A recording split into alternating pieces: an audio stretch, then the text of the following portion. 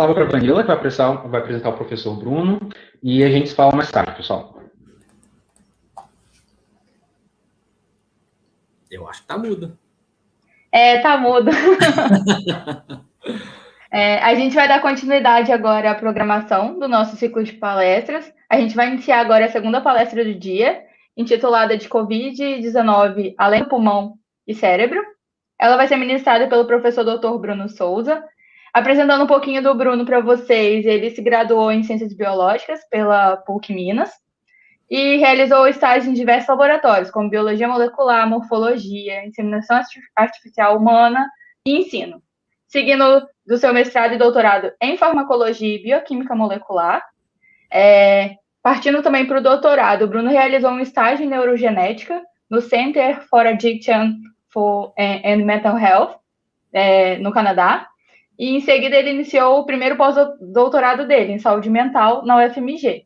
Posteriormente, ele se mudou para Toronto, onde ele fez o segundo doutorado em neurodesenvolvimento, trabalhando com o professor Tropepe e a professora Katibar, que é muito conhecida pela gente da neuro, no Sick Kids Hospital. E no final de 2012, o Bruno foi contratado como professor adjunto pela UFMG e se vinculou ao núcleo de neurociências. Atualmente, ele é orientador do programa de pós-graduação em fisiologia e farmacologia e em neurociências pela mesma universidade. Passando a palavra agora para o professor Bruno, se ele quiser dar uma continuidade na apresentação dele, se tiver alguma coisa a acrescentar, e eu desejo uma boa palestra para todo mundo. Obrigado. Não tenho nada, você já apresentou. É muito engraçado, né? O Renan é colega e amigo desde da pós-graduação, e ele mesmo, como comentou, tem muito nome grande, né? E é engraçado como é que a gente se sente envergonhado. Eu fico vergonhado. Tem muitos nomes, muitas terminologias. E a gente parece novinho, mas a gente não é tá, gente? Tanto eu quanto o Renan. O Renan é mais velho que eu, mas depois ele conta isso. Bom, obrigado, Vanilla. Eu vou colocar a apresentação, pode colocar? Pode sim, aqui embaixo no compartilhar. Sim, deixa eu colocar aqui. Apareceu? Está carregando. Agora sim. Perfeito. Deixa eu ver se eu consigo enxergar aqui direitinho. Bom, então o que eu vou falar para vocês é sobre as alterações neurológicas do Covid-19. Depois da apresentação do Renan, fica tudo mais fácil, né? Faz todo o meu trabalho bem mais fácil para falar para vocês. Então, o que eu vou falar um pouquinho é sobre o que está fora do que é mais discutido, que é o que mais causa as mortes, né, dos pacientes com Covid-19. Uma coisa que vale a pena ressaltar é porque a dúvida que muitos dos neurocientistas e todo mundo que está estudando, né, epidemiologistas, virologistas que estão estudando o coronavírus, o Covid-19, era saber se o SARS-CoV-2 se ele se comportava como outros tipos de coronavírus. E uma das coisas que a gente sabe, já há quase 20 anos já de conhecimento, é que tanto o MERS-CoV, que é um dos coronavírus, e o SARS-CoV-1, eles já foram encontrados no sistema nervoso central. Então, em 2015, por exemplo, no trabalho do Arabi, a gente vê que pacientes que tiveram infecção, e aqui é uma infecção aguda, com MERS-CoV, por exemplo, eles apresentam lesões no cérebro. Já o trabalho do Gu e do Xu, foi observado já com SARS-CoV-1, a presença de RNA mensageiro, a presença de RNA viral SARS-CoV-1 no cérebro de pacientes, comparado aqui com o controle, e também a presença de vírus no cérebro de pacientes também infectados com SARS-CoV-1. Aqui nós temos até com RT-PCR, a gente vê com a PCR, a presença também da carga viral no cérebro de pacientes com SARS-CoV-1. Então, o que é interessante é que a partir do momento que a gente começou a sofrer com a pandemia do Covid-19, com SARS-CoV-2, a gente já começa a pesquisa, ou já começa nosso questionamento, se infecta o cérebro, a partir de um conjunto de resultados, um conjunto de informações que os outros coronavírus eles já infectam o sistema nervoso central. Então, a partir disso, a primeira coisa que foi colocada foi a observação dos sintomas em diferentes idades. Isso que eu quero fortalecer para vocês é que vocês vão ver como eu trabalho com neurodesenvolvimento, nosso laboratório é de neurodesenvolvimento, vocês vão ver que diferentes idades apresentam diferentes sintomas e provavelmente podem ter diferentes consequências. É isso que eu vou falar um pouquinho para vocês.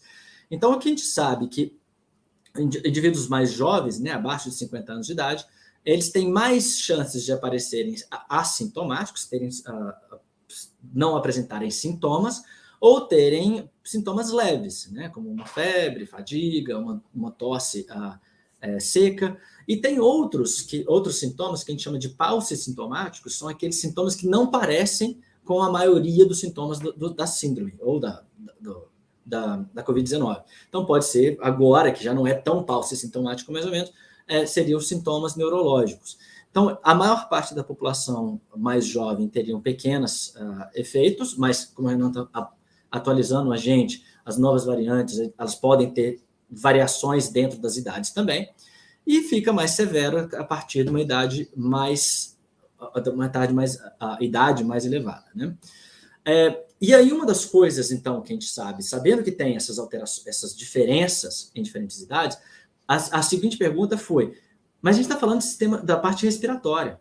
A gente está sempre focando, lembrando aqui, sempre focando mais na parte respiratória, porque os sintomas mais fortes são sintomas clássicos por ser uma síndrome respiratória, mas e as manifestações neurológicas? Porque, como eu falei, apresentei antes, muitos desses vírus dessa família, do coronavírus, eles acabam infectando, eles acabam penetrando no cérebro. Então, um dos primeiros trabalhos, uma das primeiras pesquisas em que descreveram, que foi descrito com SARS-CoV-2, manifestação neurológicas, de sintomas neurológicos, foi esse trabalho de abril de 2020, pegando os pacientes de Wuhan, tá? E o que foi observado é que uma boa parte desses pacientes de Wuhan, eles acabam tendo alterações dos sintomas do sistema nervoso. Então, a gente olha aqui, aproximadamente 36% dos pacientes, no total, eles apresentam algum sintoma do sistema nervoso central, 45% dos severos e 30% dos não severos, e eles acabam apresentando algum sintoma. Ou pode ser tontura, né, ou seria enxaqueca, pode ser dor de cabeça, mas se a gente parar para pensar, é quase metade. Chega a 45% nos casos severos, então quase metade dos pacientes apresentam alguma manifestação neurológica. E o que a gente mais discute, que é uma característica, um sintoma bem específico, bem característico do Covid-19, foi a alteração do olfato, né? Então, esses foram os primeiros. Mais recente agora, desse ano, esse trabalho foi de 2021 agora, essa pesquisa foi publicada recentemente, a gente já consegue enxergar que tem mais dados sobre alterações neurológicas. A gente pode ver, por exemplo, que aproximadamente 80% dos pacientes apresentam alguma manifestação neurológica. Mas você pode me perguntar, mas por que ele saiu de 30%, 40% para 80%?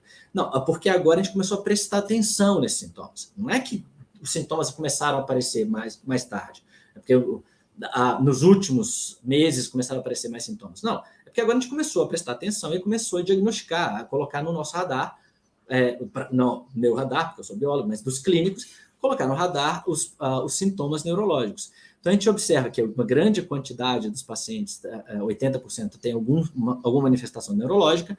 As mais comuns são dor de cabeça, anosmia, né, que é a falta de cheiro ou de sabor, e também uma encefalopatia aguda, ou seja, uma inflamação das células do cérebro.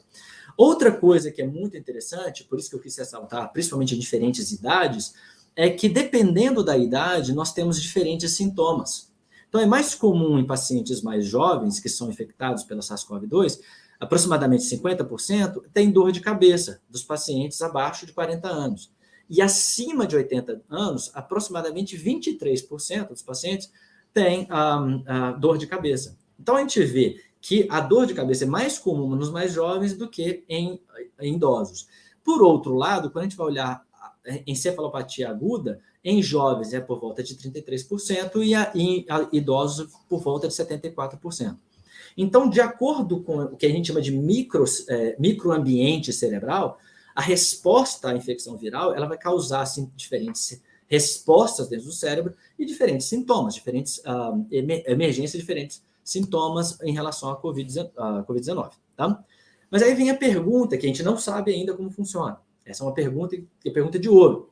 como que SARS-CoV-2 infecta o cérebro? Não sabemos. O que a gente sabe é que existe um perfil de expressão da ACE2, que é a proteína que ancora o vírus, então ajuda o vírus a entrar dentro da célula. A gente sabe que o perfil de expressão de ACE2 em neurônios é comum nessa região mais basal do cérebro. Então, a medula, não medula, né? No tronco cefálico, no trato solitário, núcleo do trato solitário, no núcleo do vagal motor dorsal. Então, essas regiões, os neurônios têm uma expressão alta de ACE2. Tá?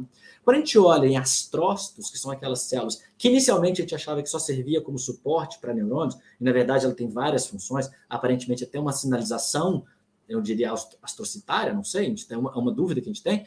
Nós temos, esses astrócitos têm uma alta expressão de ACE2 no córtex motor.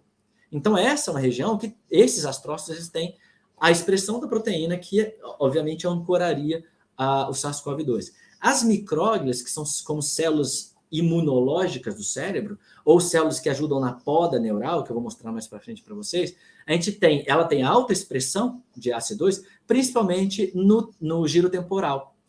E os oligodendrócitos, que estão tão envolvidos na formação da bainha de mielina, já têm alta concentração de ACE2, na expressão de ACE2, na substância negra.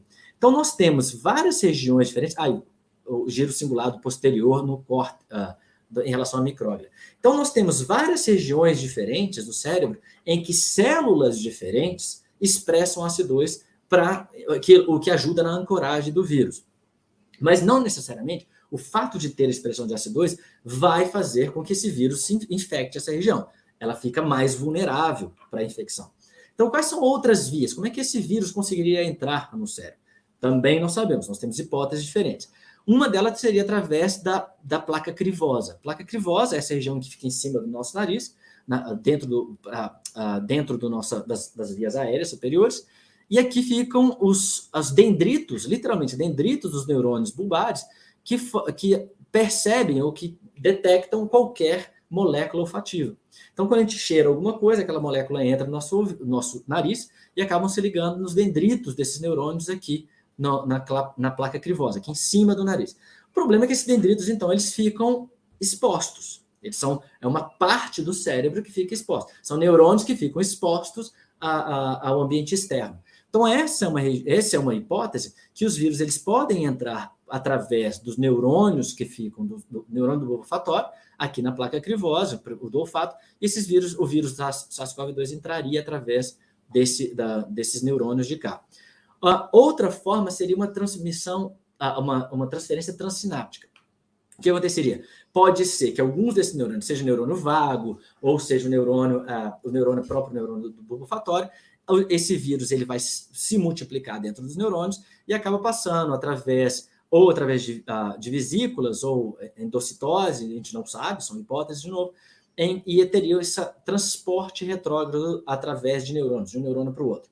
A outra forma, que é uma que as pessoas apostam muito, seria por uma infecção leucocitária, e aí esse leucócito, ele, através de uma inflamação dos vasos sanguíneos, como o Renan acabou de falar, os vasos sanguíneos, a parte vascular é alterações vasculares são uma das alterações mais comuns dentro com a Covid-19, permeabilizaria esses vasos sanguíneos e esse leucócito entra, então, para o cérebro. E a outra através da infecção endotelial. Então, o vírus ele passaria pela corrente sanguínea, encontra o endotélio dos vasos sanguíneos que estão no cérebro, e aí, a partir desse endotélio, infecção do endotélio, passaria para o astrócito, e o astrócito passaria para dentro. Então, são 4 hipóteses diferentes. Ainda tem muito trabalho, muita pesquisa atrás disso, para saber se existe só uma via, ou se todas as vias, ou algumas dessas vias, são vias de infecção, e qual que é a preponderante, para a gente conseguir fazer um melhor trabalho para impedir essas infecções. Tá, entendendo melhor, então, como é que esse vírus pode infectar, pode entrar no cérebro, e sabendo que a outra família, os vírus dentro da família podem infectar o cérebro, a gente entra no segundo problema. Então, o que vai acontecer com o paciente? O que vai acontecer desses transtornos que a gente já descreveu, que esses pacientes têm? O que pode estar por trás? Bom, o que a gente sabe, então, baseado no perfil de expressão, baseado nessas hipóteses de como é que o cérebro pode ser infectado, Isso pode levar uma inflamação periférica. A inflamação periférica não necessariamente colocaria o vírus dentro do cérebro.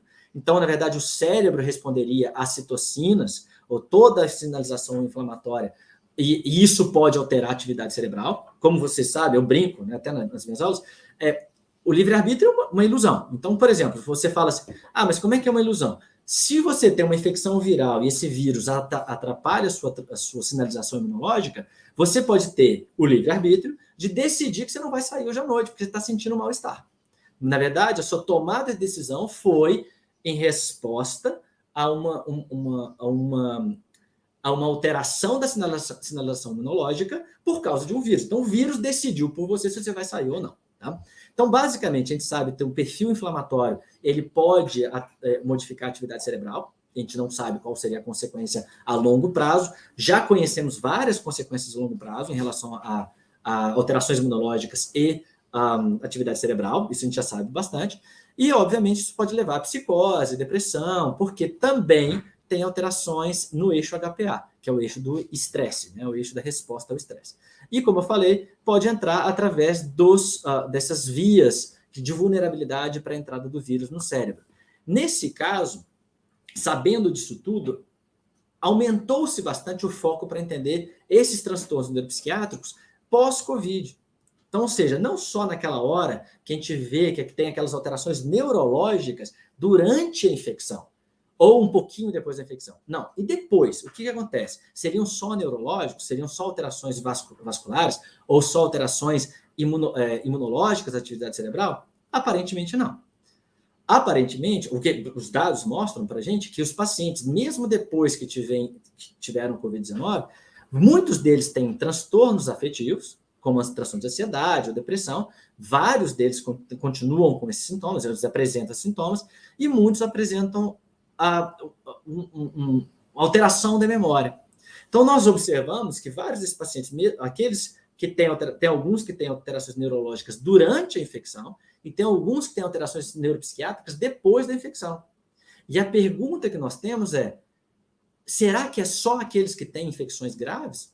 Aparentemente não, mas ainda tem muita coisa para pesquisar, para a gente entender se realmente só aparecem os transtornos neuropsiquiátricos em pacientes que têm infecção grave, ou aqueles que também têm uma infecção leve, também vão apresentar algum transtorno neuropsiquiátrico. O problema é que nós estamos numa fase também em que nós estamos com isolamento social.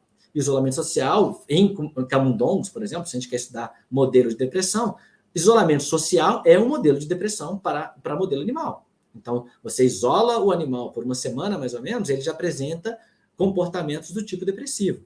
Então, a gente vai sempre ficar na dúvida, e obviamente a gente tem que usar controle de pessoas que não foram infectadas, comparados com as que foram infectadas dentro do contexto da quarentena, para observar o quão mais as pessoas vão ficar com depressão, já que o próprio isolamento social aumentam as chances da pessoa desenvolver algum transtorno neuropsiquiátrico. Então, o que a gente tem hoje? Tá? Essa última publicação que saiu agora, recentemente, acho que é 1 ou 2 meses. Uma das coisas que a gente sabe é que esses pacientes as sequelas pós-agudo, elas têm aumento do transtorno de ansiedade, nós temos aumento da depressão, aumento forte de transtorno do sono, aumento das drogas de abuso, e tem alterações neurológicas, como problemas de memória, de cheiro e tal. Então, nós temos tanto alterações que são consideradas neurológicas, classificadas como neurológicas, quanto da saúde mental. De novo, nós precisamos entender melhor como isso acontece. Porque, como eu falei, muitas pessoas ainda questionam, poxa, mas um transtorno mental seria um transtorno não físico. Não é bem assim. Uma coisa que é bom vocês entenderem é lembrar que saúde mental é uma saúde física. Pacientes, por exemplo, nesse caso, que é o caso de pacientes com depressão maior, pacientes com depressão maior, eles têm uma redução, geralmente chega de metade ou a ficar 1/3 do tamanho do hipocampo do hipocampo do indivíduo com depressão comparado com o indivíduo controle. Então, é comum entre pacientes e pacientes com depressão, e eu não estou falando com Covid-19, pacientes com transtorno da depressão, eles têm uma alteração estrutural no hipocampo. Então, a gente já observa que a própria depressão, ela é uma consequência de alterações estruturais.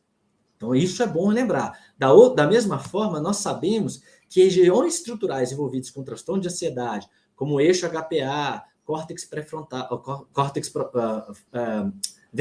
pré-frontal ventromedial, giro cingulado anterior, o hipocampo, córtex insular, amígdala, são regiões que têm alterações estruturais em pacientes com transtorno de ansiedade e, aparentemente, podem, ou seja, elas podem ser farol para que a gente estude os pacientes com transtornos mentais pós-Covid para ver se essas regiões foram alteradas. E aí vem a outra pergunta, como que foi alterada, essas regiões foram alteradas, se foi por causa de uma explosão da sinalização imunológica ou se foi porque teve uma infecção viral e o vírus acaba infectando essas regiões diferentes. E por que a gente foca nisso? Por que é importante pensar nessas alterações estruturais? Porque, obviamente, muita gente, nós sabemos que o senso comum é imaginar que tem uma mente controlando o cérebro. E você entender que o comportamento, cognição e emoções emergem da atividade cerebral, você começa a reconhecer que essas alterações cerebrais, elas são muito fortes e muito importantes de serem estudadas. Por exemplo, só para a gente ter uma ideia geral, quais trabalhos já sustentam a ideia dos cientistas, o paradigma de cientistas, que o cérebro, que é o nosso comportamento, nossas emoções, elas emergem da atividade cerebral e não que tem uma mente atrás do cérebro. Então, vamos lá. Se a gente pensar dessa forma, há quase 100 anos atrás, na década de 40, nos anos 1900, mais ou menos, né, que a gente não chegou na década de 40, nos anos 2000, teve um cara que chama Michael Gazzaniga, e o Michael Gazzaniga, ele estudou pacientes que eles tinham epilepsia complexa generalizada, em que várias vezes o paciente tinha várias crises epilépticas, crises convulsivas muito fortes, então que tinha uma crise epiléptica ativando todo o cérebro, mas nunca iniciando no mesmo foco. Então, por exemplo, tem alguns pacientes em que a epilepsia sempre começa no mesmo lugar, no mesmo lugar, no mesmo lugar. Então, você faz uma microcirurgia que retira essa região, se não for controlado com medicamento, obviamente, retirando essa região para a crise epiléptica desse paciente. No caso do Gazzaniga, ele tinha alguns pacientes, cada hora o foco inicial da epilepsia era em regiões diferentes do cérebro. Qual que é a melhor abordagem para tratar esses pacientes? A gente faz uma coisa que chama calosotomia, corta o corpo caloso. Quando você corta o corpo caloso ele tem aproximadamente 97% das fibras que conectam o córtex de cá para cá. Então, se você cortar o corpo caloso, os dois hemisférios não conseguem mais se comunicar. Bom, o que acontece, então, para o Gazzaniga? Como é que ele levanta essa hipótese? Tá? A hipótese para estudar esses pacientes. Ele faz 3 hipóteses diferentes. A primeira hipótese é que se você tem uma mente toda poderosa controlando o corpo, a ideia de que tem uma mente e corpo, ou psicossomático, né? Psicossomático, soma é corpo. A ideia é que se você fizer essa calosotomia, você corta, divide os 2 hemisférios, e aí a mente toda poderosa ela vai falar, azar, eu controlo os 2 hemisférios, não tem problema. Então, essa primeira hipótese é que você fazendo calosotomia não vai ter diferença nos pacientes.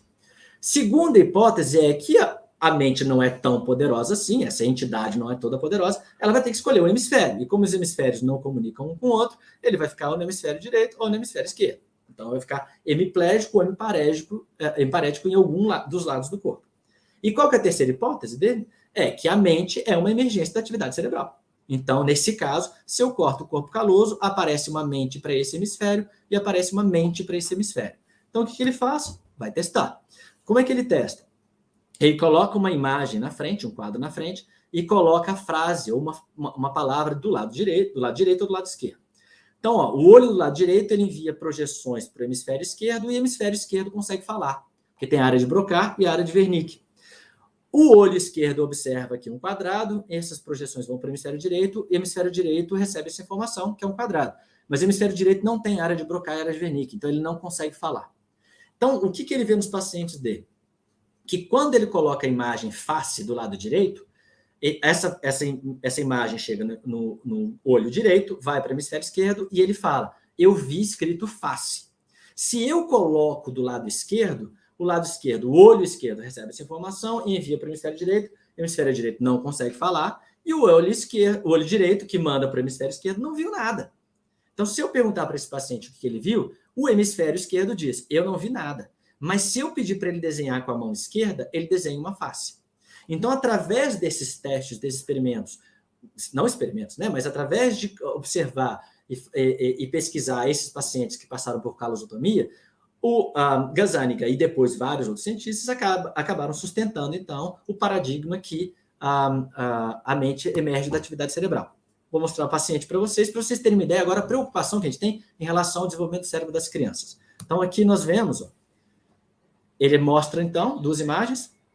Ele fala, o que você viu? Ele falou, eu vi um martelo.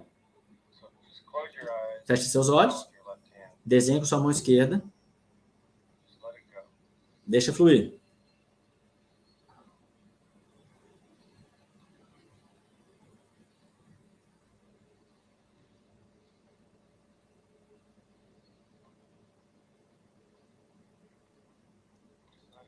Bacana, o que é isso? Uma serra? O que você viu? Um martelo. Por que você desenhou isso? Sei lá. Então, esse é um paciente. Agora vamos olhar um outro paciente em que você coloca os 2 hemisférios em conflito. Tá? Coloca, então, o hemisfério direito, que ele tem melhores visão espacial, para montar um quebra-cabeça. Então, a mão esquerda montando um quebra-cabeça. Ele continua montando, vocês podem observar, ele tem facilidade nisso. Terminou a montagem do quebra-cabeça. Agora, vai pedir para o hemisfério esquerdo montar o quebra-cabeça. Então, a mão direita. Reparem só na dificuldade.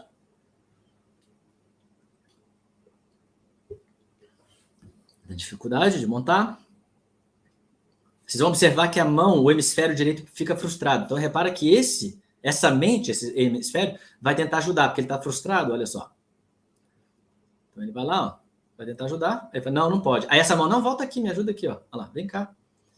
E aí depois, quando é permitido com que os 2 hemisférios montem juntos, reparem só que vai entrar no conflito, ó. Assim, ó, monta assim, ó. Isso. Põe aqui. Não, põe aqui assim. Aqui? Assim, ó. Põe assim, né? Ah, tá. Você coloca aqui assim. É assim, né? Não, é assim. É assim, então? Não, é assim. É assim. Ah, é assim. É assim? Não, não é assim. Não é assim?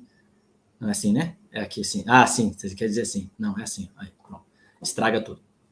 Bom, então o negócio é, se nós, então, levantamos esse paradigma, e agora temos essa ideia paradigmática, que o cérebro é do cérebro que emergem emoções, pensamentos, e nesse caso a gente viu, inclusive, que se a gente dividir o hemisfério, os 2 hemisférios, separar esses hemisférios, 2 mentes vão aparecer nesse mesmo indivíduo, chegando ao ponto de uma mente apaixonar por uma pessoa e a outra não. Uma mente, se for na infância, uma mente, que é um hemisfério quer e virar médico, o outro quer virar músico.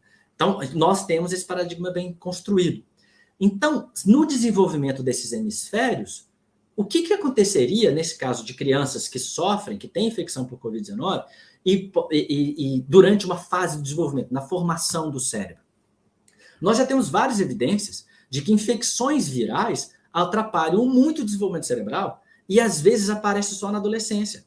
No caso da gripe espanhola, em 1918, vários dessas crianças que passaram por infecção durante a infância, depois, na adolescência, eles apresentaram uma doença chamada encefalite letárgica. São indivíduos que eles entram com essa expressão como se eles estivessem dormindo, se eles estivessem em coma. E eles ficam parados, eles mexem só um pouquinho e eles ficam com isso que a gente chama de encefalite letárgica. Reparem só nesse vídeo da década de 30, de crianças que passaram por uma infecção viral, uma pandemia como a gripe espanhola, e vocês vão observar, olha lá, a dificuldade do paciente. O paciente é como se ele estivesse dormindo, a encefalite letárgica, tá vendo? Um filme que é bom para ver, que é uma das pessoas que mais pesquisaram encefalite letárgica, foi o Oliver Sacks. Oliver Sacks, do famoso livro O Homem que Confundiu Sua Mulher com o Chapéu. Então, nesse filme, O Tempo de Despertar, é exatamente descrevendo a relação do Oliver Sacks com os pacientes. Foi uma atuação fantástica do Robert De Niro em relação à encefalite letárgica. Como vocês podem ver, a paciente está com a encefalite letárgica, esse é o Oliver Sacks, mais jovem, e ele acaba tratando esses pacientes com a lidopa, né, que depois a gente sabe que funcionou depois para Parkinson, e os pacientes agora eles conseguem jogar bola, conseguem andar, tá vendo? Só que, infelizmente, os receptores dopaminérgicos eles se adaptam e aí a pessoa volta para a encefalite letárgica. Mas o que eu quero chamar a atenção são pessoas que passaram por uma infecção viral na infância e só depois, durante a poda neural na adolescência, é que apresentaram esses sintomas. E nós sabemos de a relação entre infecções e transtornos mentais por vários séculos, por mais de um século. Tanto o Holland quanto o Menninger, eles acabam falando, o Menninger ele fala muito sobre o que chamava demência precoce, e demência precoce era esquizofrenia, era o que chamado de esquizofrenia no passado, dessa relação entre infecções da infância e transtornos mentais. E o que é importante, então, ressaltar, para a gente fechar aqui, é que em crianças, regiões muito próximas aos ventrículos, elas têm alta expressão de ACE2, como a gente tinha falado, nessas regiões que são em voltas dos ventrículos, os ventrículos estão aqui, e principalmente durante a infância, tem pouca proteção da barreira hematocefálica. Então, a barreira hematocefálica, ela não protege muito bem durante a infância a entrada de qualquer fator viral, infecção viral, ou de qualquer substância nociva, durante a infância, essa proteção é baixa, podendo, então, alterar a atividade cerebral, porque tem alta expressão de ACE2 durante o desenvolvimento cerebral, e isso tudo pode deixar a criança mais vulnerável ao vírus, mesmo que não apresente sintomas respiratórios. Então, ela pode não apresentar sintomas respiratórios, mas a pergunta agora é se isso vai levar a alterações neurológicas, desenvolvimentais, ao longo do desenvolvimento cerebral, e só apresentar sintomas depois. Outra coisa que nos preocupa muito é em relação aos astrócitos, porque os astrócitos eles podem servir como reservatório de vírus. Então, eles podem manter o vírus durante um bom tempo, e o vírus, a carga viral entraria, então, do vaso sanguíneo até o astrócito, e o astrócito, então, ele segura esse vírus durante um tempo, levando uma infecção crônica e não sintomática por um certo tempo, é uma hipótese, o que atrapalharia o desenvolvimento cerebral ao longo da infância.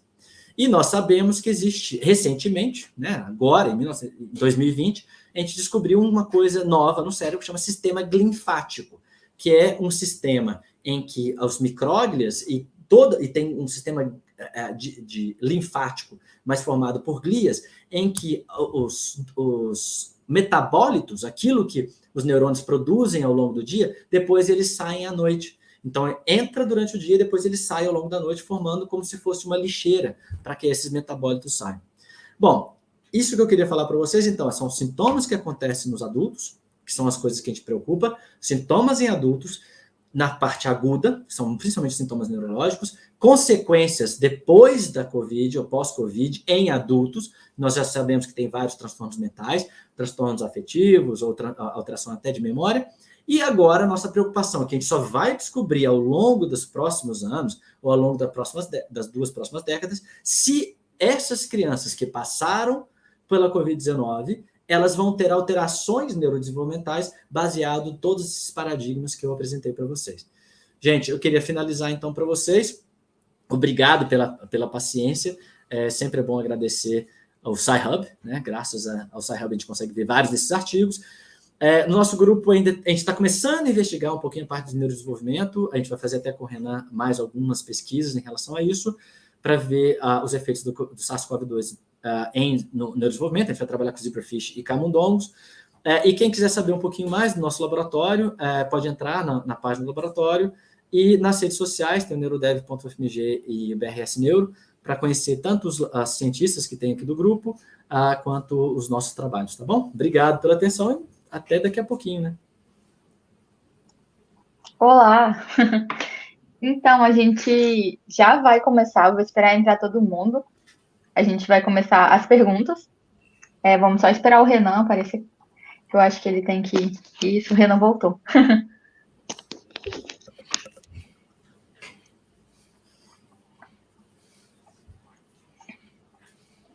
Então, a gente vai começar com a primeira pergunta. Primeiramente, eu queria agradecer a palestra de vocês, foi sensacional. Bruno trouxe umas temáticas que fazem umas reflexões muito grandes. Renan trouxe um conteúdo muito rico em detalhes, né?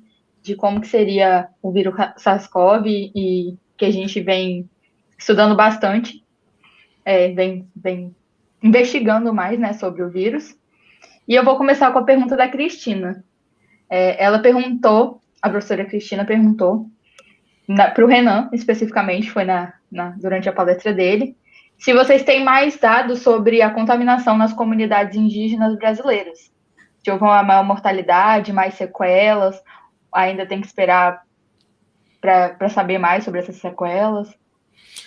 Bom, a gente tem um laboratório que a gente trabalha em colaboração no Pará, no interior do Pará, perto de Ananindeua. Não, Ananindeua não. Perto... Fugiu agora exatamente. É um município bem pequeno e que tem reserva indígena. E eu lembro que era um grande problema, vamos dizer assim, de manejo, porque existiram surtos ao longo da pandemia e existia uma grande dificuldade de interação, vamos dizer assim, do Sistema Único de Saúde com as práticas tradicionais dessa população. É o único caso que, em particular, eu conheço. Eu monitoro, assim, relativamente constante a literatura, né, sobre Covid, em especial essa parte epidemiológica, porque a gente tem alguns projetos em desenvolvimento, e eu acredito que tenha muito pouca informação por aí a respeito. O que a gente tem visto de Covid é que ele tem reproduzido tudo de bom e os vieses também que sempre existiram. Então, se existir alguma subrepresentação de alguma população para estudos aí de doenças crônicas, sejam transmissíveis ou não transmissíveis, muito provavelmente no contexto de Covid isso está sendo replicado. Muito obrigada. Eu vou partir para a pergunta do Marcos Vinícius. Eu acho que pode abranger vocês dois. Ele pergunta se atualmente as vacinas disponíveis são capazes de combater as cepas do vírus.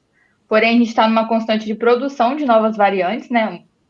E como que vocês enxergam o cenário sanitário daqui para frente? Bom, essa vacinação que leva muito tempo, né, para atingir uma cobertura vacinal adequada, ela acaba se tornando uma certa barreira, como se fosse um sinal para a seleção natural, né? Então, variantes que consigam crescer em frequência nesse período, elas teriam uma maior capacidade de infectar essas pessoas. A gente tem que lembrar que as vacinas para esse coronavírus nunca tiveram como objetivo ou nunca prometeram impedir a infecção, né? Então, pessoas vacinadas não só são capazes de ser infectadas, como também transmitem a doença.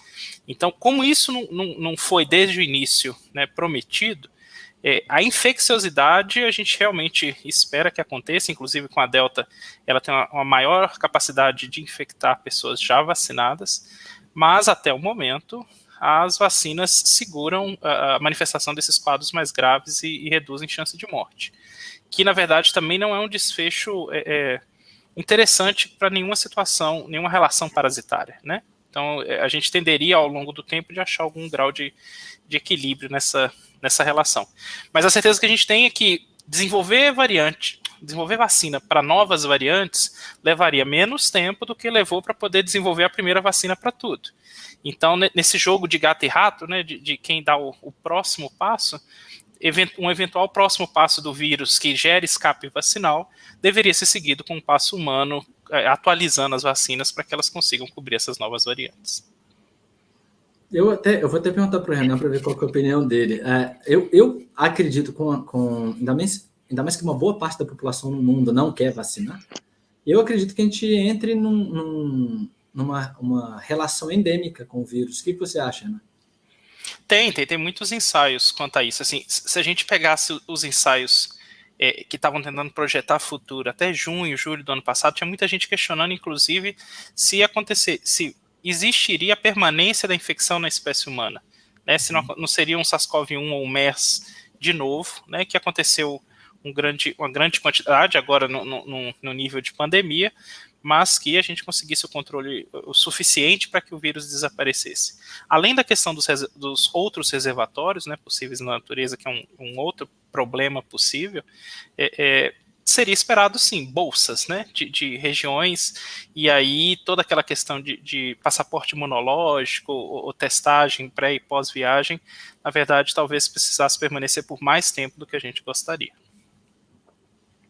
Seguindo um pouquinho essa ideia de imunização, a gente falando de vacina, novas variantes, a Ana Clara, ela perguntou, como uma curiosidade, as pessoas que testaram positivo para a Covid e não tiveram nenhum sintoma, foram estudados para a criação de vacinas para a doença por serem já, digamos, imunizados? Olha, as vacinas que estão aí comercialmente disponíveis, elas começaram a sua fase de desenvolvimento, as primeiras fases de desenvolvimento, quando basicamente o que a gente tinha disponível era só a sequência do vírus e algumas centenas de pessoas acometidas. Então, assim, o que a gente está vendo hoje no mercado, principalmente as que saíram primeiro, Pfizer, Moderna, AstraZeneca, a da Janssen levou um pouco mais de tempo em alguns ensaios intermediários, mas a fase 1, os ensaios pré-clínicos dela também datam da mais ou menos a mesma época, tinha-se muito pouca informação de dados clínicos humanos. Então, na verdade, grande parte dessas, com exceção da Pfizer e da Moderna, que é uma tecnologia vacinal que até então nunca tinha dado certo. A gente já tinha pensado nisso, mas nunca tinha conseguido fazer funcionar. Todas as outras, na verdade, são leves adaptações de estratégias vacinais atualizadas no contexto do coronavírus. Então, utilizou-se muito pouco dessa informação. Agora, tem aí uma fonte de informação realmente interessante, uma vez que a gente consiga entender por que pessoas passam completamente ilesas por um ciclo infeccioso do vírus e pessoas com uma janela de tempo relativamente curta evoluem a óbito. E é interessante porque, não sei se foi o que a Ana Clara quis dizer, talvez eu tenha interpretado errado, porque às vezes não é bem a resposta imunológica, se ela vai ser melhor ou pior, porque em alguns casos, alguns sintomas, às vezes é o excesso de ativação do sistema imunológico, principalmente no sistema imunológico inato, que pode levar a alguns dos sintomas, entendeu, Ana? E aí outra coisa também que é interessante é que alguns trabalhos mais novos, com o tratamento com anticorpos dos pacientes que não tiveram sintomas, eles estão com resultados muito contraditórios. Realmente a gente não sabe se o anticorpo daquela pessoa que seria um fator bom para a proteção para os pacientes quando eles entram no hospital, por exemplo, entendeu? Indo para a próxima, a gente vai pegar a da Cristina também. Há trabalhos mostrando que o vírus ele infecta os astrócitos e não os neurônios. No grupo de vocês, tem algum dado de zebrafish sobre essa hipótese? Não, ainda não. A gente está preocupado. Bom, a gente tem um colega nosso, a gente está fazendo trabalho com o pessoal da USP, e a gente colocou peptídeos da proteína S do SARS-CoV-2 para olhar se tinha alguns efeitos no desenvolvimento cerebral ou no comportamento e também de estresse oxidativo. Mas a gente não tem, pelo menos o nosso grupo, a gente não tem contato com o vírus em si, porque aí você precisa de mais proteção, né? A gente não tem esse contato ainda. Agora que o pessoal está começando, não no nosso grupo, tá? Aqui no Brasil a gente não tem o equipamento, o espaço com essa proteção, mas a gente já sabe que alguns colegas estão sim testando para ver se vai ser pelos astrócitos do zebrafish ou através da neuronal, pelo epitélio, alguma coisa assim. O que é interessante no caso do zebrafish é que se a gente fizer, como é aquoso, a gente não sabe se essa infecção vai ser na hora que ele engole, na hora que passa pelas brânquias, ou se passa pela pele. São várias coisas que a gente tem muita dúvida em relação ao SARS-CoV-2 com o zebrafish. Talvez daqui para frente a gente vai ter mais detalhes, né, e poder explorar um pouco mais isso. Tomara. Porque como o Renan tinha dito, a gente não sabia muita coisa, né? Até nas vacinas, na produção das vacinas, a gente não sabia muita coisa. De lá para cá a gente já sabe um pouquinho mais. Daqui para frente acredito que a gente vai saber mais um pouquinho, e talvez a gente já tenha esse delineamento como que é essa infecção mesmo, né? Voltando um pouquinho para os assintomáticos, surgiu uma questão aqui da Ramires Nilo, onde ela pergunta que as pessoas que ficaram assintomáticas, elas também tiveram sequelas? Acredito que seja no que o Bruno estava falando de ser uma sequela talvez posterior, a gente não sabe ainda, né? Aonde vai chegar a infecção. o que ela causou ou pode causar ainda. Esse é interessante porque seria muito fácil, não sei se o Renan vai ter esses dados, mas seria mais fácil se a gente pegar várias pessoas e fizer teste igual foi na Coreia, que todas as pessoas eram testadas constantemente, aí nós saberíamos quem eram assintomáticas e quem não eram assintomáticas para dividir esses grupos e fazer o trabalho. Porque do jeito que a gente faz agora, quem é sintomático, aí você faz o teste, aí você acompanha. Quem é assintomático, aí você não vai acompanhar se não tem esse grupo controle, entendeu, Ramires? Porque o ideal eu acho, e outra coisa, igual eu falei, porque tem assintomático e tem um que chama paucissintomático, que é sintomas que não condizem com o que a gente descreve da síndrome, e aí a pessoa não é caracterizada como Covid-19, aí acaba não fazendo o teste. Então, o ideal seria sair testando várias pessoas para saber e dividir os grupos. Essa aqui está infectada, mas não tem um sintoma. Beleza, então agora a gente vai estudar ela. Você sabe, Renan, se tem algum trabalho com assintomáticos? Tem algumas situações, assim, por exemplo, aqui em Betim, que é uma cidade da região metropolitana de Belo Horizonte, a gente fez um trabalho de rastreamento mesmo, testagem em massa, 3.000 pessoas, e batendo de porta em porta para poder ver quem tinha histórico de infecção através de teste imunológico e infecção ativa através de RT-qPCR. E a gente via que tinham esses assintomáticos, já que a gente não tinha sintomatologia como critério de inclusão no estudo, bastava ser residente do município, e essas diferenças, vamos dizer assim. Eu acho que aí é só a gente lembrar que na hora que a pandemia apareceu, a gente primeiro tem que apagar o fogo mais alto, vamos dizer assim. E o fogo mais alto estava associado a quadros com morte mesmo, a dificuldade, uma curva de aprendizado do corpo clínico, de como fazer o manejo desses pacientes, que terapêutica que eventualmente vai funcionar, não vai funcionar, que vai piorar prognóstico. Então, tinha uma série de perguntas mais urgentes, vamos dizer assim. Mas, à medida que a gente avançou um bocado nisso, em especial países que são historicamente maiores produtores de ciência, conseguiram controle das suas ondas, né, de infecção, essas outras perguntas começaram a se tornar não só interessantes, mas passíveis de explorar. E aí teve um influxo, inclusive, aqui no Brasil, de pesquisas que, na verdade, não só eram financiadas, mas às vezes até coordenadas por grupos no exterior, porque aí eles já não tinham a quantidade de casos para poder explorar as hipóteses que eles queriam explorar.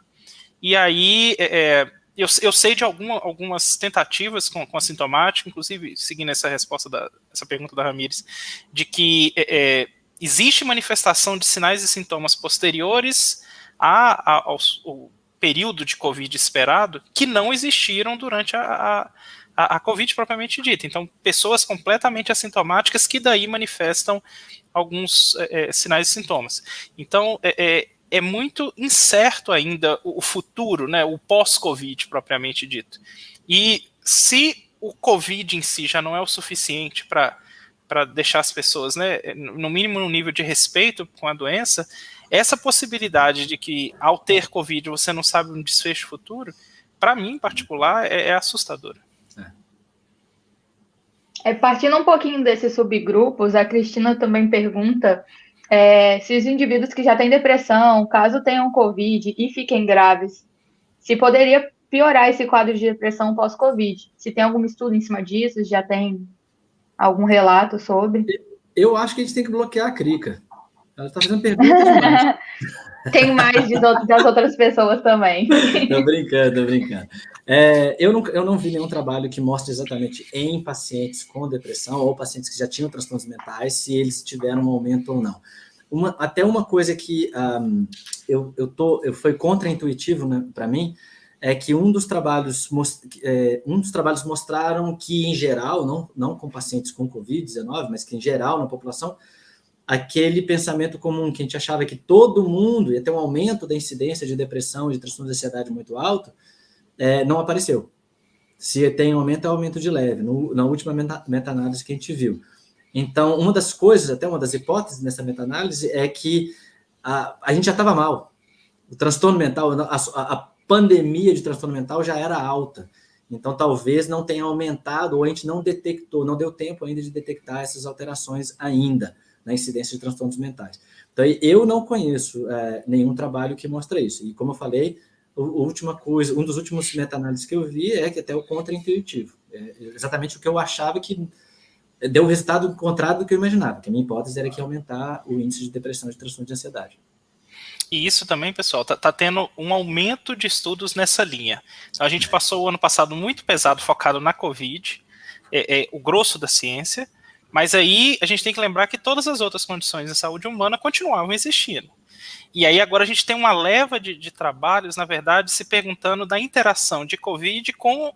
E aí tem de tudo que vocês puderem pensar, como é que fica o manejo desse paciente, que inclusive em quadros de doenças crônicas, né, já tinham condições pré-existentes e muito provavelmente vão continuar com essas condições posterior ao Covid.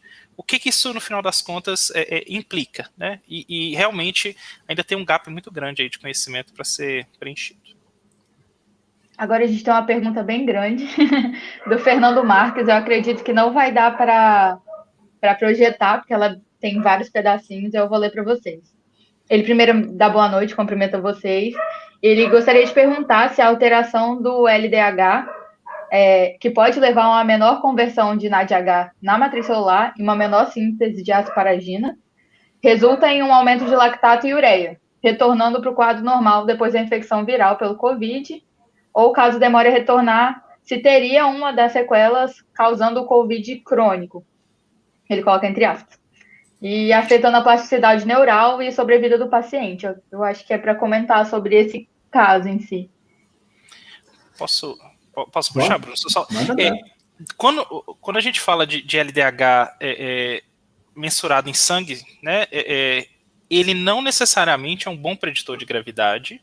Assim, já tem um bocado de estudos que, na verdade, os primeiros estudos disso pegavam todo o repertório de exames de bioquímica clínica e faziam um compilado, e como LDH era um dos regularmente pedidos, os resultados são bem consistentes de que ele não seria tão bom preditor de gravidade, propriamente dita. E a gente sabe que, por mais que eles não sejam preditores, não só LDH, mas como diversas outras moléculas que se alteram durante a Covid-19, eles permanecem alterados por um bom tempo, né? Talvez aí os mais bem caracterizados sejam esses associados às vias de coagulação, que tem pacientes aí com 3, 4, 5 meses pós-Covid e ainda estão com esses parâmetros desregulados. Agora, eu desconheço de efeito direto disso com o sistema nervoso central. Eu ia falar exatamente. Eu não sei se tem alguma relação direta. A gente sabe que, obviamente, né, mudando a permeabilidade da membrana de neurônios, você vai trabalhar a sinalização neuronal. Tem um grupo da UFRGS, de Porto Alegre, que trabalha bastante com metabolismo, com membrana lipídica em neurônios e esquizofrenia, por exemplo. Mas eu não sei, honestamente, Fernando, eu não tenho informação para te falar. Eu não sei se tem algum dado mostrando essas alterações no cérebro de pacientes. Tem uma pergunta agora específica para o Bruno. A Franciele, ela elogiou a palestra de vocês e ela põe uma exposição. Supondo que haja um potencial para SARS-CoV gerar um impacto no neurodesenvolvimento, a vacinação protegeria as pessoas de alguma forma? Olha, se a gente se basear numa característica uma característica filosófica da ciência, que é generalização, se a gente se basear nisso, a gente pode inferir que sim, mas só testando. A gente tem que testar para ver se é isso mesmo. Se o que a gente vê na generalização do conhecimento que a gente tem em relação a infecções virais, vacina e redução de transtornos mentais, que é o contrário do que as pessoas pensavam, né? Que pensavam que vacina causaria autismo, é o contrário. Na verdade, a vacinação reduz a incidência de transtornos neurológicos e transtornos neuropsiquiátricos. Então, pensando nessa generalização epistemológica da ciência, provavelmente sim, é o que a gente inferiria. Mas a gente tem que esperar bastante, a gente tem que testar, tem que ver se a natureza repete esse padrão com o SARS-CoV também. Ela pergunta também, seguidamente, se tem alguma evidência no impacto de outros coronavírus no neurodesenvolvimento. Já que do SARS-CoV a gente ainda não tem muita informação, né? Não tem, e eu fiquei tudo interessado, porque na hora que a gente começou o projeto, que a gente começou a pensar no desenvolvimento, eu fui direto para a família do SARS-CoV, do coronavírus. E não tem. Acho que a incidência não foi tão alta assim, o suficiente para as pessoas pensarem ou levantarem essa questão para estudar neurodesenvolvimento. Tem uma pergunta agora também gigante, em pedaços. Também é para o Bruno específico. Para além da questão do SARS-CoV, nos últimos anos, sobretudo no Brasil, a gente sofreu algumas infecções virais, dengue, zika, chikungunya, somada à calamidade do coronavírus, e sabendo que não exatamente o organismo viral, mas também a própria ativação do sistema imune conduz à alteração no neurodesenvolvimento, como que você enxerga as repercussões disso a médio e longo prazo? E quais transtornos mentais você arriscaria dizer que são mais afetados? Ainda bem que ele colocou arriscaria, porque eu vou arriscar mesmo. Tá? É especulativo. Um palpite. É especulativo total, viu, André? De novo, usando generalização da ciência, pegando os padrões que a gente vê na natureza e especulando que vai acontecer a mesma coisa com o SARS-CoV-2, um deles que a gente acha que vai acontecer é o surto de esquizofrenia, que é um dos transtornos mentais mais associados com infecção viral. Mas, recentemente, o pessoal vem estudando mais também em relação à depressão, a transtorno de ansiedade, mas esses são resultados muito recentes. O que a gente tem de força mesmo, forte, como paradigma forte, é esquizofrenia. E tem esses casos de transtornos neurológicos, como a encefalite letárgica, isso tudo. O que eu acho que vai ser problemático é que mesmo... A gente tem que lembrar, assim, aí entra naquela discussão bem Foucaultiana, né? O que a gente vai considerar que é doença? A partir de qual alteração, qualquer alteração que seja disfuncional no cérebro, ou no espectro de funcionamento cerebral, a partir de qual que a gente vai chamar de algum transtorno, de doença. Pode ser que não transforme em doença, não seja caracterizado, identificado como doença, mas seja uma alteração que a gente chama de capital humano. A pessoa tem uma dificuldade cognitiva para fazer uma função, alguma coisa assim. Então, ela não vai ser considerada como doença, mas vai ser uma perda de capital humano. Eu acho, André, e essa é uma discussão que eu já briguei muito na internet, nesses Twitter da vida, eu acho que aqueles que preocuparam muito com a economia no momento, eles simplesmente ignoraram a economia no futuro, porque a perda do capital humano, se a gente tiver esses problemas que, como eu falei, a probabilidade é muito alta, a gente vai perder exatamente numa fase em que o Brasil está transitando de uma pirâmide de juventude para uma pirâmide de envelhecimento, graças ao Renan, a gente vai completamente... A gente vai ter o problema... Eu sou da década de 80, você me respeita. Eu sou mais velho que o Renan, viu, gente? É tudo brincadeira. Mas então, na hora que a gente troca, a gente vai ter essa troca na pirâmide, a gente ainda vai ter o problema de capital humano em relação a essas alterações, possíveis alterações, não só para levar o transtorno em si, mas também para levar alterações cognitivas, né, da competência da pessoa. O professor falou que compartilha da mesma ideia e visão que o Bruno explanou. Um outro grupo, Bruno, né, assim, que poderia talvez também dar uma crescida, eu estava lembrando daquelas pandas, aqueles anticorpos, né, de streptococcus que aumenta a chance de toque e tiques, também seria um outro filão aí para poder fazer o monitoramento ativo, que a gente sabe que alguma coisa do sistema, na montagem daquela resposta imune que predispõe as pessoas a desenvolver. E aí eu acho que ainda é mais sério, porque, vamos dizer assim, né, dentro do conjunto de transtornos neuropsiquiátricos, a esquizofrenia talvez tenha, e quadros psicóticos em geral, tem uma atenção maior do que esse recorte de transtorno obsessivo compulsivo. Então, eu acho que daí também deve ter, se é para arriscar, né, eu também vou jogar minha moedinha no lago e dizer que valeria a pena dar uma monitorada nesse aspecto também. E agora o pessoal vem agora com a nova hipótese, né, do próprio Alzheimer e do Parkinson. Seria alguma coisa que que leva de predisposição a uma degeneração mais forte. Essa é uma hipótese também. Então, também, de novo, estou jogando... O Renan jogou a moeda, ainda vai longe. Né? Jogando muitas moedinhas. Nossa senhora. Culpa do André. Seguindo essa ideia de que podem ter sequelas e que a probabilidade é bem alta, existe alguma ideia de tempo, de quão longo pode ser essas sequelas pós-Covid ou ao infinito e além? Quase, né? Não tem como predizer. E eu acho difícil. E até mesmo...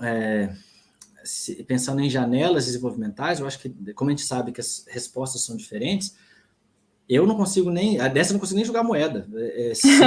por exemplo, se durante até 4 anos de idade, ou de 4 a 10 anos de idade, ou durante a adolescência, porque a adolescência é uma fase que a micróglia é muito ativa, que leva à poda neural, ou seja, a criança na infância tem um monte de ramificações neuronais, depois vem a micróglia e começa a podar algumas dessas ramificações. Você tem uma diminuição grande das projeções, tá? Das conexões neuronais. E isso é para uma célula que chama micróglia, que ela é responsiva ao sistema imunológico, ela seria o sistema imunológico do cérebro. Então, ela tem funções diferentes, e será que a infecção viral, durante esse período, vai ter vai levar uma alteração mais forte? Eu realmente não sei. Ou se no adulto, ou mais idoso, eu realmente não sei. Indo para... Agora, a certeza que a gente já tem... Só complementar assim, a certeza que a gente já tem pessoas que manifestaram sequelas, né, no ano passado, bem no início, e que até hoje não se recuperaram delas. Então, dentro do tempo disponível de observação, tem pessoas que já completaram todo o tempo disponível, que já seria suficiente para poder considerar que sequelas ou Covid longa é realmente uma realidade muito preocupante. E é muito variável, né, também. Tem pessoas que se recuperam em um mês, tem pessoas que ainda estão no processo. Eu vi um podcast com um enólogo, que ele está com problema de olfato depois do Covid, e ele não recuperou até hoje, já tem mais de um ano. Imagina só, a profissão dele... A profissão dele está toda prejudicada, já que é paladar e olfato, literalmente, né? Indo para uma última pergunta, a Franciele, ela pergunta: existe um papel da microbiota nesse impacto das infecções virais no desenvolvimento de transtornos psiquiátricos e outras doenças do sistema nervoso central? Sim, mas eu não sei, eu não sei saber responder. O papel da microbiota no desenvolvimento a gente sabe. Agora, impacto da infecção viral, eu não sei, eu não sei. Eu acho que é uma pergunta muito interessante, por sinal, porque a comunicação da microbiota com o sistema imunológico, gastrointestinal e até com o nervo vago é muito forte, é muito íntima, e eu acho uma pergunta fantástica. Eu não sei, nunca tinha pensado nisso. Sabe, Ana? A gente fez aqui, participou de dois estudos, não pegando os sintomas, assim, o trabalho não tem os sintomas, mas eu até acredito que no inquérito tinham essas perguntas, a gente pode tentar recuperar, mas eu não vi nada de modelo animal nesse sentido, vamos dizer assim, porque o pessoal ainda estava muito forte tentando modelar os aspectos mais clássicos, vamos dizer assim, inicialmente, né? Mas seria realmente algo bem interessante de se pensar. Eu lembro numa conversa, eu já tive uma conversa dessa com uma professora assim, de transferência de vamos dizer assim, elementos, né, de um corpo para o outro, entre uma pessoa que tivesse sequela para uma pessoa que não tivesse sequela, como se alguns dos mediadores químicos sustentassem a manifestação daquela sequela ao longo do tempo. E eu lembro de ver numa conversa num grupo do pessoal da academia a proposta de fazer isso via transplante fecal, que então passaria por isso, mas eu lembro que a pessoa que estava fazendo isso não trabalha com modelos de transtornos neuropsiquiátricos. Então, eu não acredito que essa pessoa estivesse explorando, mas seria fantástico explorar essa ideia. Não era daqui, não. Não era o pessoal daqui, não. Aí, Franciele, ó, papel para o projeto de mestrado. Já pode escrever. Eu queria agradecer muito ao professor Bruno e ao professor Renan por ter disponibilizado de tempo para estar aqui. Você quer falar? Posso aproveitar que acho que não tinha uma perguntinha e eu tô aqui me segurando desde o começo, porque obviamente a gente tem organização, a gente deixa o pessoal perguntar. Mas principalmente o professor Renan, mas enfim, se o professor Bruno quiser complementar, é um dos maiores focos de desinformação durante toda a pandemia em relação à origem do coronavírus. Então a gente vê pessoas falando de vírus chinês, arma biológica criada no laboratório, enfim. Porque parece que, eu sou formado também em ciências biológicas, parece que as pessoas leigas, e até mesmo pessoas de outras áreas da saúde, a ideia de um vírus que sai de um animal silvestre e infecta o humano é uma coisa muito apocalíptica.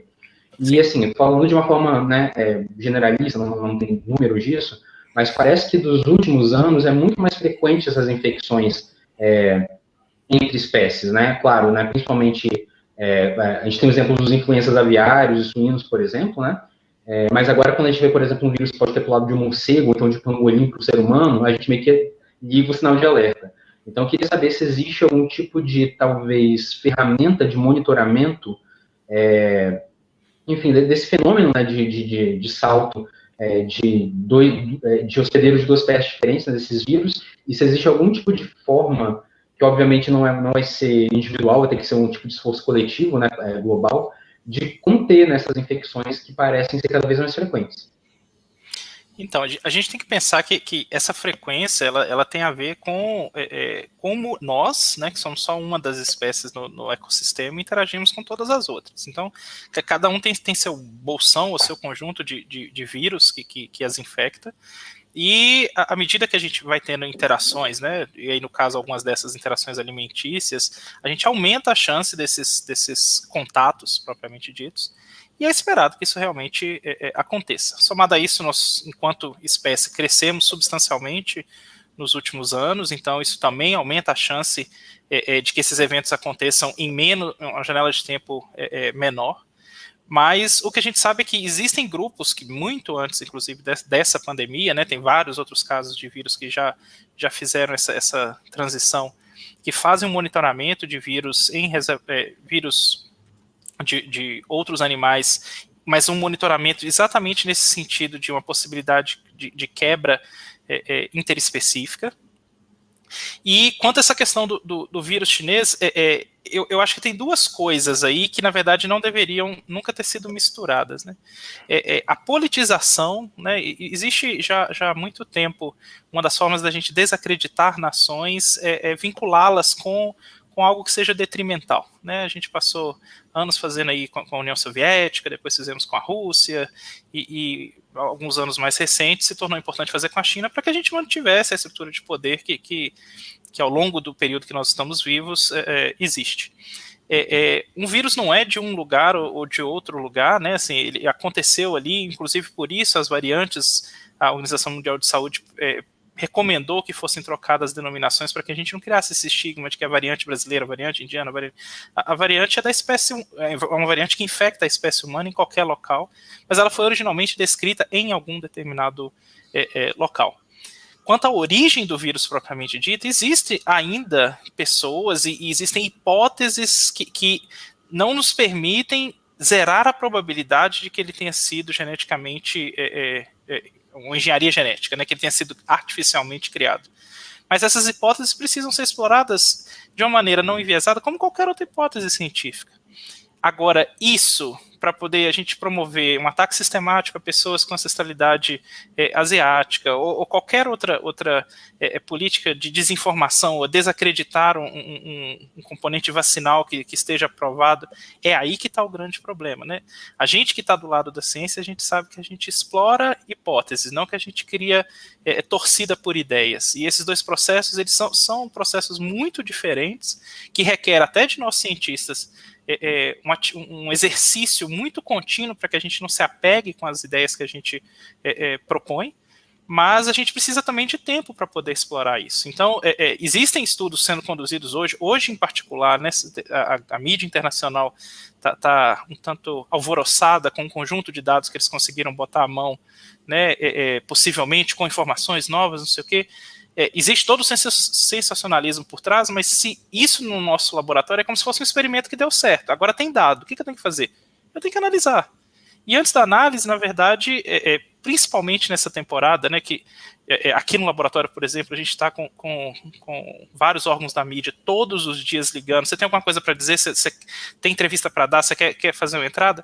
A gente tem que tomar um cuidado muito grande e talvez lembrar, ou para alguns aprender, desse papel social que o cientista tem de divulgação desses resultados, e quando tiver a chance de fazê-los, fazer naquele momento que realmente todas as análises tenham sido feitas, toda possível meia-culpa, todos os vieses tenham sido sanados, para que a gente tenha um processo mais transparente de informação, né? Tem muita informação passeando por aí, mas a gente realmente não deveria ser, nós que geramos conhecimento, colaboradores para essa confusão desses sinais que já está acontecendo.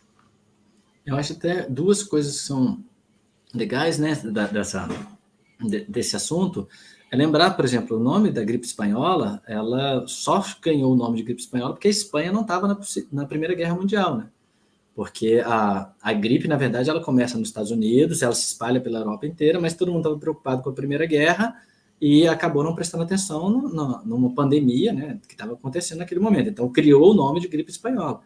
E os espanhóis brigaram por causa disso por muito tempo, né? E recentemente, eu acho que na semana passada, a gente teve um acidente no laboratório na França com infecção de prions, né? Eu acho que 3 ou 4 cientistas que foram infectados com prions. Então, essas coisas acontecem, infelizmente, a gente fica preocupado e pensar que esses lugares são lugares que têm muita... tem uma sustentação financeira muito grande, fomento bom para esses laboratórios, e, obviamente, ninguém quer o acidente, né? Nenhum cientista quer passar pelo sofrimento de um acidente desse, né? Eu acho que é sempre lembrar desse lado também. E eu acho que se a gente fosse escolher uma boa fake news, alguma coisa assim, tem que lembrar do chip. Eu acho que o chip é o mais legal, até mesmo que o chip não precisa ser injetado na gente, né? Que um chip que funciona muito bem para pegar tudo que a gente está fazendo, ele chama celular, né? Então, isso, a gente não precisa. Eu acho que, às vezes, até a fake news, essa ideia conspiratória, ela é mais elaborada do que, na verdade, o que a gente consegue fazer. Já existe, né, o celular, já sabendo tudo, monitorando o que a gente está fazendo. Então, de novo, como o Renan falou, achei muito legal de falar, a gente põe o nosso preconceito em cima de uma realidade, né? Sempre com esse viés. É um comentário que o André fez, eu compartilho, o professor André, que a maior pandemia não é o SARS-CoV em si, é a desinformação e o negacionismo, né? As fake news que estão aí todo dia, cada dia só surge uma nova, umas meio mirabolantes, e que a gente vive tempos muito complexos que têm que ser explicados nos livros de história. Coitados professores de história no futuro. Coitados dos alunos que vão ter que estudar isso.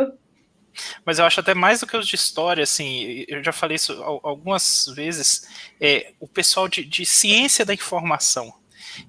Como professor, eu sou, como foi dito, né, um doutor em farmacologia que ao longo do tempo trabalhou com farmacogenética, hoje é um professor de genética humana. Me causa muito desconforto conseguir ver a velocidade que as pessoas foram educadas, né, pensando em educação como um processo de aprendizagem, em algo que era falso, considerando o tempo que eu levo para conseguir educar uma pessoa e em parcelas muito menores, né? Eu geralmente tenho, quando uma turma muito grande da farmácia, eu tenho 80 alunos. Eu levo 6 meses para conseguir discutir bases muito simples de genética. E aí eu tenho pessoas que né, assim, sem muito de educação formal, se educaram de alguma forma, que essa forma ainda me escapa o entendimento, em assuntos muito complexos, né, e numa velocidade muito grande, uma parcela muito grande da população, e defendem essas ideias com um vigor que não tenho certeza se a pátria seria defendida nesse vigor, sabe? Então, eu acho que tem um processo aí de ciência da informação que para mim seria fantástico conseguir ler, se alguém conseguir teorizar. Eu sei como que acontece a liberação das mensagens do WhatsApp, mas no nível individual. Como que essa informação consegue bater numa pessoa e sensibilizá-la e trazê-la a bordo nessa profundidade, enquanto ter um professor, o médico, o enfermeiro, o farmacêutico na mídia falando, ele olha na sua cara. Eu tenho parentes, assim, eu dei não sei quantas entrevistas em televisão nesse período, dele olhar na minha cara e falar assim, o que você está falando é falso. Então, assim, é difícil para mim conseguir entender o mecanismo, né, um título já clássico aí na história brasileira. Outro projeto vai ser escrito, né, agora. O mecanismo de fixação dessa linha de raciocínio. Isso para mim é algo surpreendente. Temos uma nota do técnico aqui, que envolve muitos vieses, né, as teorias conspiratórias, que são mais simples de entender, encaixar nas narrativas deles. Então, eles acho que agarram com tanta força essas fake news ou essas ideias que são disseminadas, que acaba se tornando verdade. Por isso que eles defendem tanto afinco, né?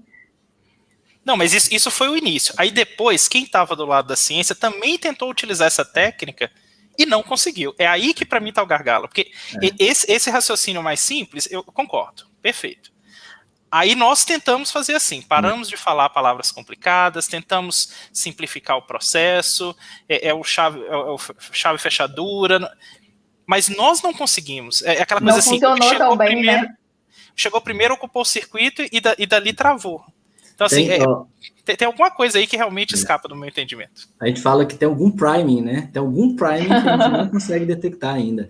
Tem até 2 livros que eu sugiro, não sou autor dos 2 livros, não ganho dinheiro com os 2 livros, mas eu sugiro, e dá para baixar na PDF, mas não falei isso. São 2 livros que eu recomendo muito, que são sobre esse assunto. Um chama Engenheiros do Caos, é fantástico, porque ele fala bastante sobre essas alterações de como alterar e desestabilizar o sistema de informação e a credibilidade, e o outro chama Como Democracias Morrem, que também é punk. A gente lê esses livros e a gente fala assim, encaixou ser perfeito na distopia que a gente está vivendo. Mundial. Todo mundo está compartilhando da sensação disso de ter a informação mais correta e não conseguir passar e a pessoa não acreditar, não, você está falando, não é verdade. Mesmo que tenha um embasamento científico, está ali comprovado, não, você não está falando, não é verdade, eu li diferente, né? Mais ou menos isso. Tem um outro livro que eu gosto muito, que ele tem uma frase que incomoda, como é que ele previu isso, né? Lógico que ele não previu, mas como é que ele conseguiu identificar isso, que é do Carl Sagan, e chama O Mundo Assombrado por Demônios. E tem uma parte do livro que ele fala o seguinte, que a ideia dele, a hipótese dele é que nós não estaríamos ensinando ciência direito, que a gente passa informação como se fosse uma crença, e não ensina o método de pensar, o método científico, o ceticismo. E ele falava assim, e o perigo é que daqui no futuro, ele falava 10, 15 anos, isso foi na década de 90, ele fala, o perigo é que no futuro pessoas poderosas terão a tecnologia, ou seja, o produto final da ciência, sem saber ciência. E essas pessoas vão dominar o mundo. E aí depois eu fiquei pensando, quem diria, né, Carl Sagan? Tá chegando perto. Igor, você quer falar alguma coisa? Eu queria só agradecer, né, a resposta da pergunta. Acabou que minha pergunta levou a outras reflexões. E eu que, assim, por ter talvez um conhecimento um pouco deficiente durante a graduação em filosofia da ciência e sociologia da ciência, quando eu fui procurar isso depois, de forma extraoficial, eu fiquei também me coçando para levar a discussão ainda mais à frente, né?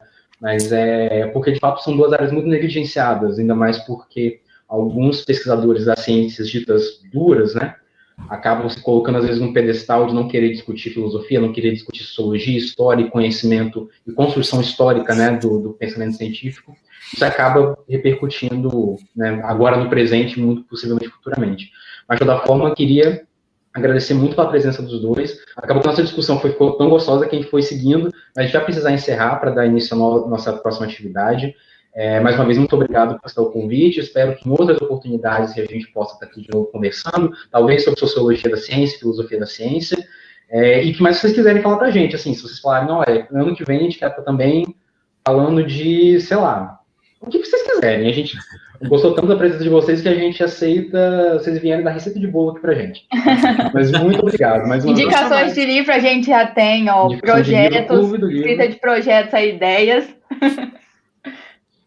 Combinadíssimo. Obrigado pelo convite e até a próxima. Se cuidem. Até a próxima. Até a próxima, todo pessoal. mundo, se cuida todo mundo, se vacinem quando chegar a vez de vocês. Se cuidem.